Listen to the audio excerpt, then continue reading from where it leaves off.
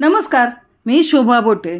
नुकताच गौरी गणपतीचा सण संपलेला आहे आणि माझ्या व्ह्यूअर्सने अनेक प्रश्न विचारलेले आहेत।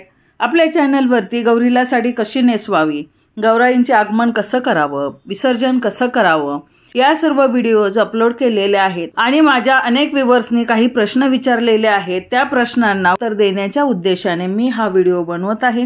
या व्हिडिओमध्ये तुम्हाला सर्व प्रकारची माहिती मिळेल, म्हणजे गौराईचं आगमन, पूजन, आवाहन, विसर्जन म्हणजे दोरे घेणे म्हणजे काय असतं आणि काय बोलायचं असतं, कशासाठी सुवासिनी हा सण साजरा करतात, या सर्व प्रश्नांची उत्तरं या व्हिडिओच्या माध्यमातून तुमच्याकडे सुपूर्द करत आहे। त्यामुळे व्हिडिओ शेवटपर्यंत पहा। भाद्रपद महिन्यातील शुक्ल पक्षात अनुराधा नक्षत्रावर गौरींचं घरोघरी आगमन होतं। गौरीला माहेरवाशीन म्हटलं जातं। गौरीच्या रूपात पार्वतीच आपल्या बाळाला म्हणजे गणेशाला घेऊन जाण्यासाठी येते। गौरी आल्यानंतर 2 दिवस पाहुणचार घेते। अनुराधा नक्षत्रावर गौरींचं आगमन झाल्यानंतर दुसऱ्या दिवशी म्हणजे ज्येष्ठ नक्षत्रावर गौरींचं पूजन करण्यात येतं। त्यामुळे तिला ज्येष्ठा गौरी म्हटलं जातं। प्रत्येक भागामध्ये गौरी पूजनाची पद्धत, कुळाचार वेगळा आहे। तिसऱ्या दिवशी म्हणजे मूळ नक्षत्रावर गौरीचं विसर्जन केलं जातं। मुहूर्त असेल त्या मुहूर्ताप्रमाणे गौरीचं आगमन, पूजन आणि विसर्जन करावं। गौरी पूजन किंवा महालक्ष्मी पूजन हे हिंदू धर्मातील भाद्रपद महिन्यातील एक महत्त्वाचे व्रत मानले जाते। गौरी पूजन हा महाराष्ट्रातील खास सण मानला जातो। याला महालक्ष्मी पूजन सुद्धा बोललं जातं। गौरीचे आगमन ज्येष्ठा नक्षत्रावर होते म्हणून तिला ज्येष्ठा गौरी म्हणतात। तसेच गौरीने असुरांचा संहार केला व शरण आलेल्या स्त्रियांना आणि त्यांच्या कुटुंबाला तसेच पृथ्वीतील प्रत्येकाला सुखी केले।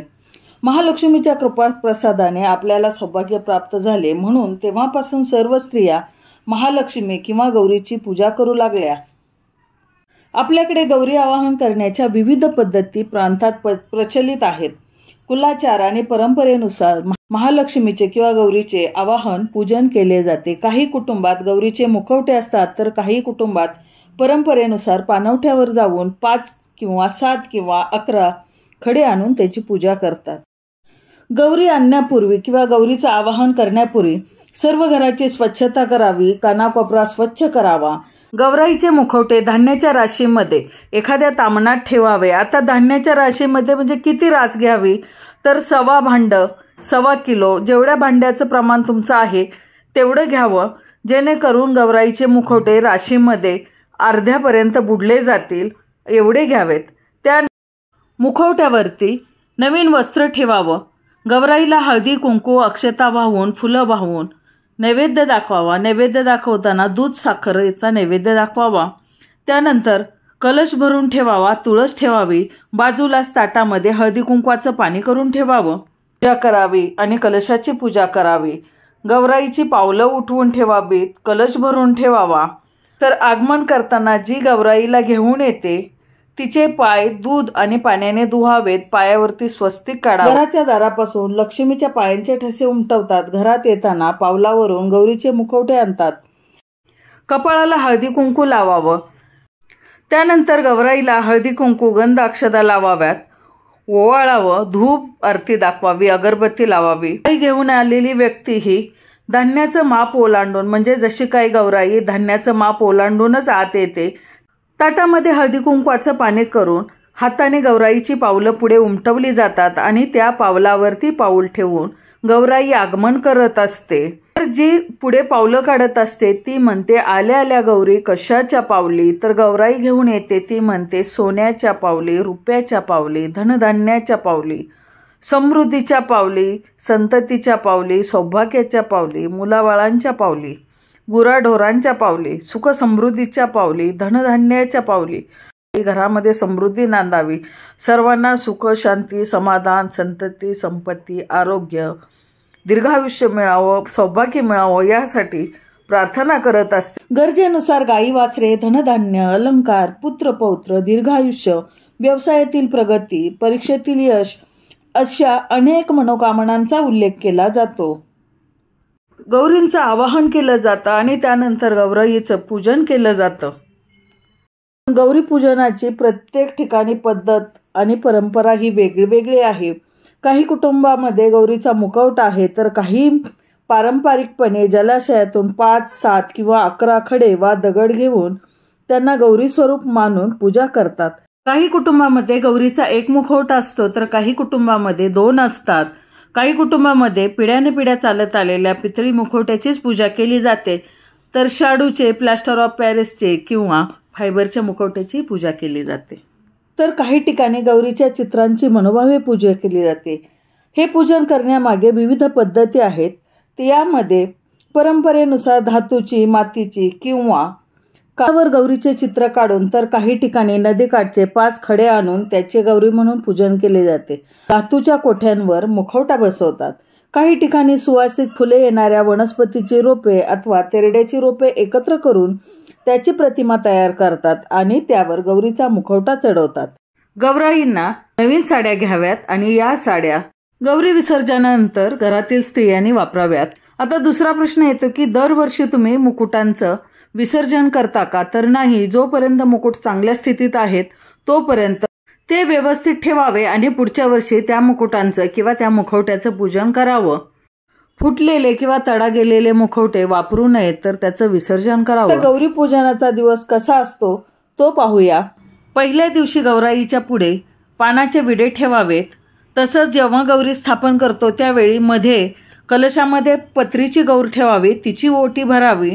दोन्ही गौराईच्या पुढे अशा प्रकारे पानाचे विडे ठेवावेत, ओट्या भराव्यात. आणि पहिल्या दिवशीचा नैवेद्य असतो भाजी भाकरी. प्रत्येक विभागामध्ये वेगवेगळ्या भाज्या असतात. तर पश्चिम महाराष्ट्रामध्ये शेपूची भाजी, बाजरीची किंवा ज्वारीची भाकरी, वरण भात, त्यावरती तुपाची धार, अशा प्रकारे पहिल्या दिवशी गौरीला साधा नैवेद्य दाखवला जातो. गौराई आल्यापासून ते विसर्जन होईपर्यंत सतत दिवा तेवत असतो. काही ठिकाणी ज्वारीची आंबील आणि आंबाडीच्या भाजीचाही नैवेद्य दाखवला जातो.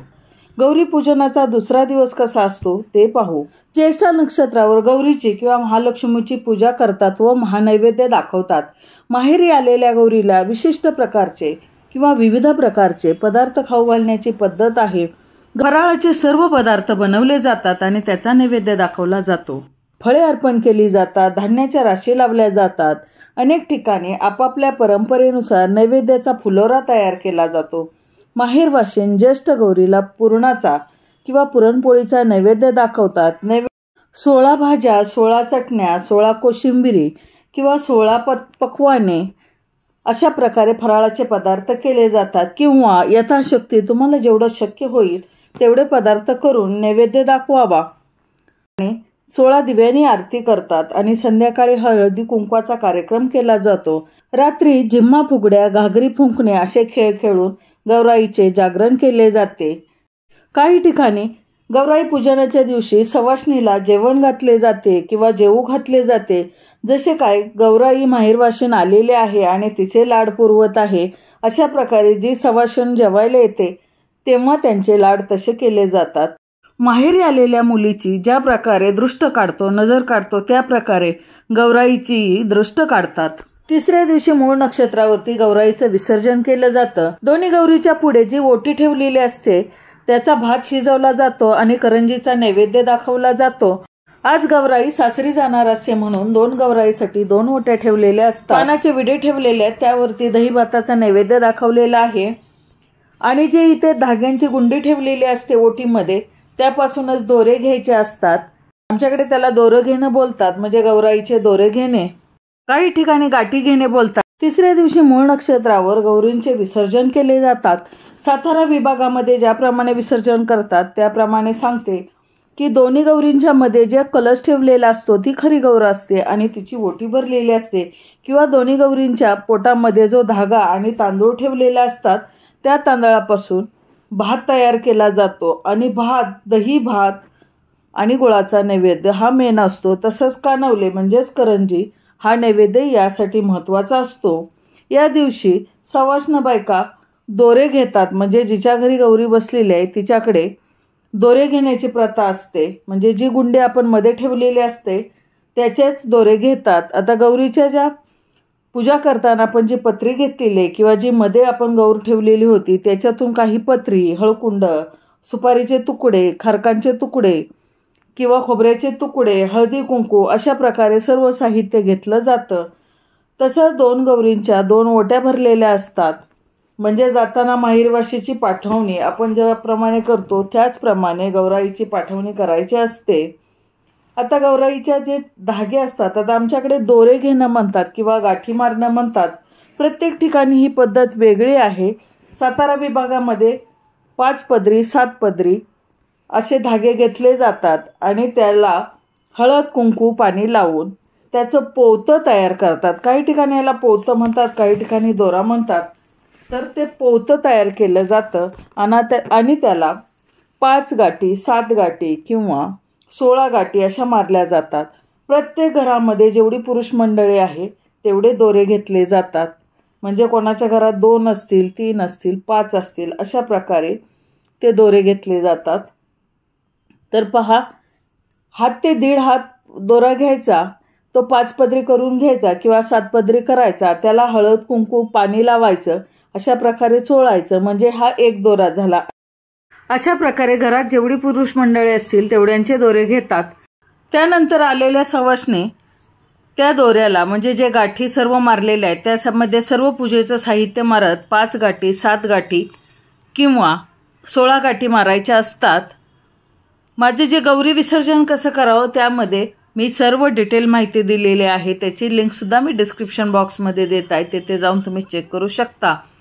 आणि अशा गाठी मारल्यानंतर 5 सवाष्ण किंवा 1 सवाष्ण त्या दोऱ्यांना हळदी कुंकू लावते। ती गृहलक्ष्मी सर्वांना नमस्कार करते, म्हणजे तुळशीला, देवाला, घरातील सर्व मोठ्या व्यक्तींना, गणपतीला, गौरीला, आणि मग ते दोरे गौरीजवळ ठेवले जातात। त्यानंतर त्याचं विसर्जन केलं जातं। प्रत्येक विभागानुसार पद्धत वेगवेगळी असते। काही ठिकाणी दोरे घेणे म्हणजे 16 गाठी मारून ते गौराईच्या गळ्यात घातलं जातं, त्याला पोतं म्हणतात। तर बऱ्याच प्रश्नांची उत्तरं मिळाली असतील, आणखी काही प्रश्न असतील तर डिस्क्रिप्शन बॉक्समध्ये नक्की लिहू शकता। पुन्हा भेटू नवीन व्हिडिओमध्ये, तोपर्यंत बाय बाय, टेक केअर।